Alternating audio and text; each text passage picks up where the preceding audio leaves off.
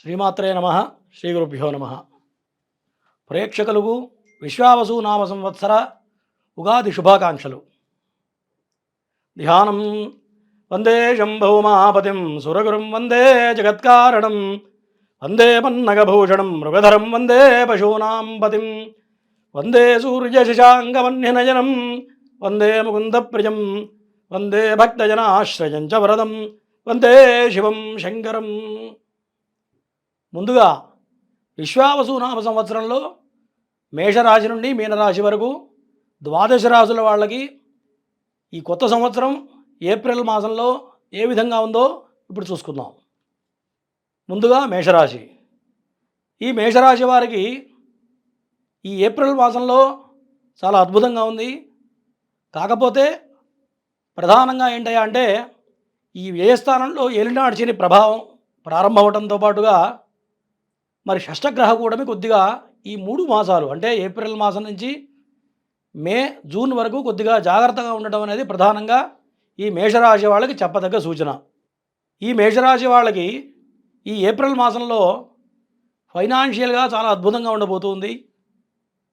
మరి ఎంత ఏలినాడు శని ప్రారంభమైనా మరి వ్యయస్థానంలో ఉండేటువంటి శని పెద్దగా ప్రభావం చూపించకపోవచ్చు.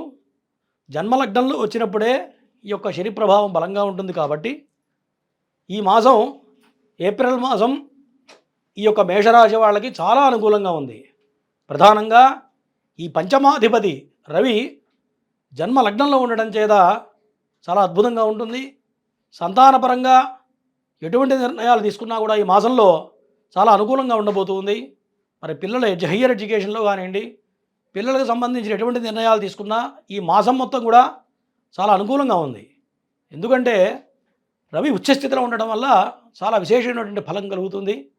పైగా పంచమాధిపతి రవి అవ్వడం వల్ల, పంచమం అంటే లక్ష్మీ స్థానం కాబట్టి ఆ లక్ష్మీ స్థానాధిపతి మేషలగ్నంలో ఉండడం వల్ల ఈ మాసం మీరు ఏదైతే అనుకుంటారో మరి ధనపరంగా కానీ కుటుంబపరంగా కానీ అన్ని రకాలుగా ముఖ్యమైన నిర్ణయాలు ఏవి తీసుకున్నా సరే ఈ మాసంలో చాలా అనుకూలంగా ఉండబోతుంది ఈ యొక్క మేషరాశి వాళ్ళకి.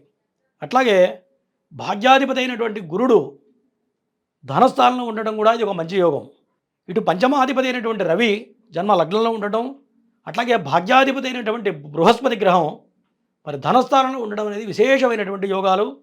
మరి ఈ ధనయోగం వల్ల మరి ఎటువంటి నిర్ణయాలు తీసుకున్నా ఫైనాన్షియల్గా కానీ ఏదైనా ఇన్వెస్ట్మెంట్లలో కానీ మరి స్వగృహ ప్రాప్తి కోసం చేసే ప్రయత్నాల్లో కానివ్వండి, ఎటువంటి ప్రయత్నాలు చేసినా ఈ మాసం ఈ నూతన సంవత్సరంలో ఈ యొక్క ఏప్రిల్ మాసంలో ఏదైతే ప్రయత్నాలు చేయబోతున్నారో అవన్నీ కూడా సఫలీకృతం కాబోతున్నాయి. దాంట్లో అనుమానం లేదు. అదే కాకుండా సంతానం కోసం ప్రయత్నం చేసేవాళ్ళు మరి ఎప్పటి నుంచో సంతానం లేక రకరకాలుగా మెడికేషన్స్ వాడుతూ మరి ఎన్నో రకాల ఇబ్బందులు పడుతున్నటువంటి వ్యక్తులందరికీ కూడా ఈ యొక్క ఏప్రిల్ మాసంలో చాలా అనుకూలంగా ఉండబోతుంది. మీరు చేసే ప్రయత్నాలు మొత్తం కూడా సఫలీకృతం అవబోతున్నాయి, అందులో సందేహం లేదు. కాకపోతే ప్రధానంగా చెప్పదగ్గ సూచన ఏంటయ్యా అంటే అష్టమాధిపతి అయినటువంటి కుజగ్రహం నీచ స్థితిలో ఉండటం వల్ల కొంత కుటుంబపరమైన చికాకులు ఉండటం కానీ, మరి ఆరోగ్యపరంగా కొంత జాగ్రత్త అవసరం. ఆరోగ్యపరంగా అంటే వాహనాల నడిపే విషయంలో కానివ్వండి, మరి అనారోగ్య సమస్య విషయంలో కొంత ఈ మాసం మొత్తం కూడా చాలా జాగ్రత్తగా ఉండడం అనేది ప్రధానంగా చెప్పదగ్గ సూచన.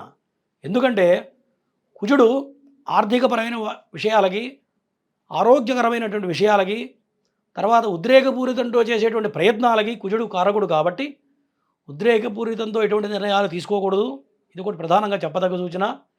ఆర్థిక పరంగా కూడా డబ్బులు వస్తాయి, కానీ ఈ మాసం మొత్తం కూడా ఖర్చు అనేది కాస్త ఆచితూచి ఖర్చు పెట్టడం అనేది ప్రధానంగా చెప్పదగ్గ సూచన.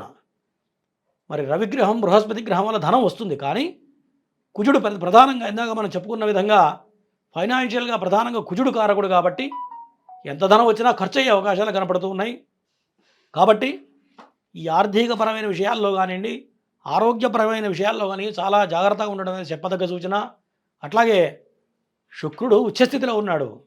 ఆ శుక్రగ్రహం ఉచ్చస్థితిలో ఉండడం వల్ల మరి మీరు అనుకున్నటువంటి ప్రధానంగా ఇంట్లో గృహోపకరణాలు కొనడం కానీ, మరి లగ్జరీ లైఫ్ ఏదైనా ప్రయత్నాలు చేసినట్లయితే అటువంటి ప్రయత్నాల మొత్తం కూడా సఫలీకృతం అయితే కుటుంబంతో ఆనందంగా గడుపుతారు ఈ మాసం మొత్తం కూడా. మరి వ్యాపార విషయంలో మాత్రం కొంత జాగ్రత్తగా ఉండాలి. రియల్ ఎస్టేట్ వ్యాపారం చేసే వాళ్ళకి కొంత వ్యతిరేకంగా కనపడుతుంది ఈ మాసం. కాబట్టి ఆ విషయంలో కొంత జాగ్రత్తగా ఉండాలి. మరి సినీ రంగ ప్రముఖులకి, రాజకీయ రంగ ప్రముఖులకి మాత్రం ఈ మాసం చాలా అద్భుతంగా ఉండబోతుంది.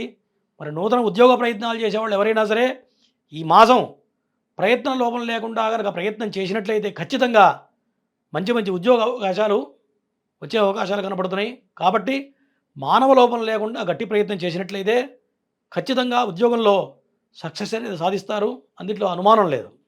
తరువాత ఈ మేషరాశి వాళ్ళకి ఈ యొక్క లాభాధిపతి అయినటువంటి రాహువు ఏ స్థానంలో ఉండడం వల్ల మరి రాహువు ఏ స్థానంలో చాలా అద్భుతంగా యోగిస్తూ ఉంటాడు. అట్లాగే విదేశీ ప్రయత్నాలు చేసే వాళ్ళకి ఈ మాసం మొత్తం కూడా చాలా అనుకూలంగా ఉంది. మరి వీసా అప్లై చేసే వాళ్ళకి కానివ్వండి, విదేశాల్లో ఉద్యోగపరంగా ఉద్యోగాలు లేక ఇబ్బందులు పడుతున్న వాళ్ళు కానీ ఈ యొక్క మాసం మొత్తం కూడా అనుకూలంగా ఉంది. మరి ఈ మాసంలో చేయకూడని పనులు ఏంటయ్యా అంటే కొంత అనుకోని కొన్ని మాటల వల్ల కొంత తలనొప్పి వచ్చే అవకాశాలు కనపడుతూ ఉన్నాయి. అంటే మీరు ఏదైతే కొంత కోపతాపాలతో మాట్లాడతారో, కొంత అగ్రెసివ్నెస్ ఏదైతే ముందుకెళ్తుంటారో దానివల్ల కొన్ని తలనొప్పులు వచ్చే అవకాశాలు ఉన్నాయి. మరి కేతుగ్రహం షష్టమ స్థానంలో ఉండడం వల్ల కొంత ఈ రకమైన సమస్యలు కనపడుతున్నాయి. కాబట్టి ఈ యొక్క మాట్లాడే విషయంలో ఆచితూచి మాట్లాడటం అనేది ప్రధానంగా చెప్పదగ్గ సూచన ఈ మేషరాశి వాళ్ళకి. మరి ఈ మేషరాశి వాళ్ళకి అనుకూలమైనటువంటి దైవం రాహుగ్రహం బాగుండటం వల్ల దుర్గాదేవి ఆరాధన చేయడం వల్ల ఈ మాసం మొత్తం కూడా చెడు ఫలితాలు తొలగిపోయి సర్వశుభాలు సంప్రాప్తమవుతాయి. మరి ఈ మాసంలో అనుకూలమైనటువంటి రంగు రక్తవర్ణం కానీ శ్వేతవర్ణం కానీ ఈ మాసం మొత్తం కూడా చాలా అనుకూలంగా ఉండబోతుంది ఈ యొక్క మేషరాశి వాళ్ళకి. ఇంతవరకు ఈ ఏప్రిల్ మాసంలో విశ్వావసు నామ సంవత్సరంలో మాస ఫలితాలు చెప్పుకున్నాం. మరి ఇటువంటి దుష్ఫలితాలు తొలగిపోయి సత్ఫలితాలు కలగాలంటే మీ జన్మజాతకం ప్రధానంగా చూసుకోవాలి. జన్మజాతకంలో గ్రహాలు ఉచ్చస్థితిలో ఉన్నట్లయితే ఈ యొక్క దుష్ఫలితాలు తక్కువ ప్రభావం కలిగే అవకాశాలు ఉన్నాయి. ఉచ్చస్థితిలో ఉన్నట్లయితే ఇంకా మంచి మంచి ఫలితాలు వస్తాయి. ఇవన్నీ బేరుజు ఎట్లా వేస్తామయ్యా అంటే జన్మజాతకం ప్రధానం కాబట్టి జన్మజాతకాన్ని అనుసరించి కొంత ముందుకు వెళ్ళాలి. మరి చెప్పినటువంటి నియమాలు పాటిస్తూ దైవారాధనలు చేసుకుంటూ ఈ ఏప్రిల్ మాసంలో మీరందరూ కూడా సుఖ సంతోషాలతో ఉండాలని ఈశ్వరాన్ని ప్రార్థిస్తూ సెలవు.